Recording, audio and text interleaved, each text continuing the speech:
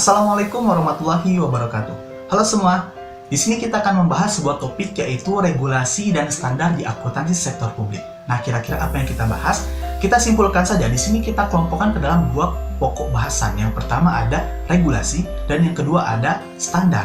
Nah, apa sih regulasi dan standar ini? Menurut kesimpulan saya, regulasi dan standar itu hampir sama, yaitu merupakan prinsip dan peraturan. Akan tetapi, regulasi ini prinsip dan peraturan yang mengatur suatu kelompok masyarakat atau organisasi ataupun perusahaan untuk mencapai tujuan tertentu mereka. Dan untuk standar ini pun hampir sama, yaitu prinsip ataupun peraturan yang mengatur dalam penyajian dan penyusunan laporan keuangan. Jadi hampir sama ya antara regulasi dan standar ini itu, akan tapi sedikit berbeda. Kita lanjut kepada regulasi. Regulasi ini dibagi ke dalam dua bagian. Yang pertama ada regulasi terkait organisasi nirlaba, dan yang kedua ada regulasi yaitu mengenai instansi pemerintahan. Mengapa dibedakan ke dalam dua bagian ini? Dikarenakan regulasi di akuntansi sektor publik itu sedikit spesifik ya, yaitu dimana biasanya pada instansi pemerintahan itu lebih detail. Itu mengapa dibagi ke dalam dua bagian. Oke, ini adalah contoh dari regulasi yang terkait dengan organisasi nirlaba.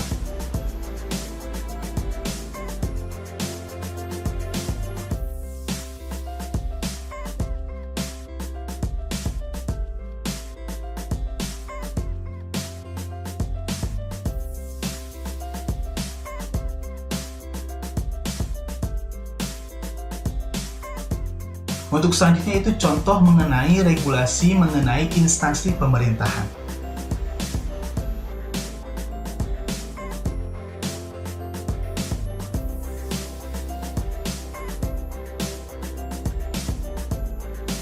Nah, setelah kita membahas regulasi, sekarang kita akan lanjutkan kepada standar di akuntansi sektor publik.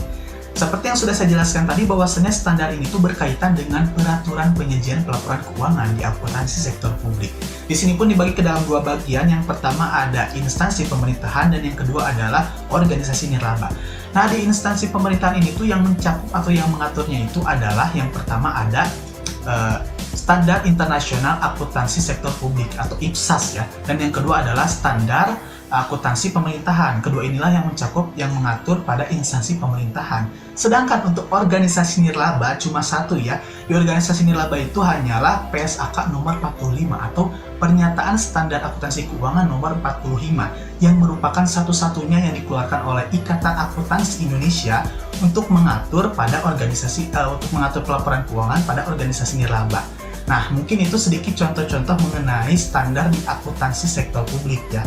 Dan sekarang kita akan lanjutkan kepada pembahasan selanjutnya, satu lagi ya, yaitu mengenai SPKN atau Standar Pemeriksaan Keuangan Negara. Ini pun hampir sama, yaitu merupakan sebuah peraturan juga, akan tetapi peraturan untuk melakukan pemeriksaan keuangan. Biasanya ini lebih dipakai oleh organisasi, contohnya seperti BPK, Badan Pemeriksa Keuangan. Jadi sebelum mereka melakukan pemeriksaan keuangan itu harus sesuai dengan SPKN terlebih dahulu. Nah, mungkin itu sedikit penjelasan dari saya mengenai regulasi dan standar di akuntansi sektor publik. Terima kasih untuk semua yang sudah mendengarkan. Thank you so much, see you next time, and wassalamualaikum warahmatullahi wabarakatuh.